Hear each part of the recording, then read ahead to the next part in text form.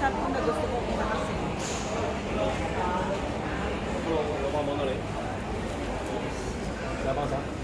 Yes.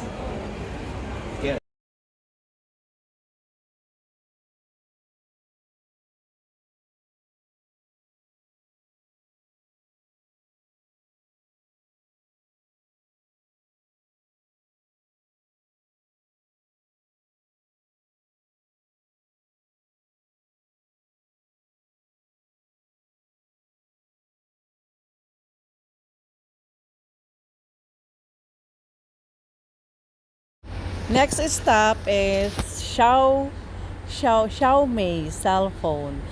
Bago po itong shop na ito at ang daming tao, parang sale. Ang ganda talaga yung iPhone Pro. Gustong-gusto ko talaga. Ay, spotted ang friendship ko doon. Nag-shopping din. Ayan. Hi, Jessa. My BFF. Yan na yung pinakagusto niyang cellphone na bibili. Maganda din ang Xiaomi.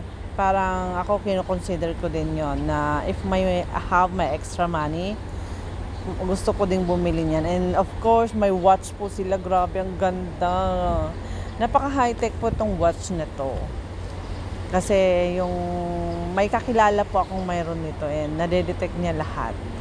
If you connect all your connections, connect. Ganon yun guys. Kaya, ayan, next po is itong shop na ito. Actually, yung first cellphone ko dito sa Hong Kong, dito po ako bumili. And sale lang yun guys. Nag-sale kaya napabili ako nung time na yun. And it's so nice. Same product sila dito. Ay, mga iPhone, ayan. This table is puro iPhone. Tablet, cellphone. Kaya, iPhone 5, iPhone 15 Pro. Ayan, parang latest na. Latest ba yun sa iPhone? Sorry, hindi kasi ako updated. Android lang ako, ayan. Puro iPhone 5 yan. Ang daming pinagkakaguluhan. Ayan, iPhone 15 Pro pala siya. Ayan, guys. And sana, kung bago ka sa aking channel, please don't forget to subscribe, comment, and like. Thank you so much. Sana po nag-enjoy po kayo sa pag-explore natin.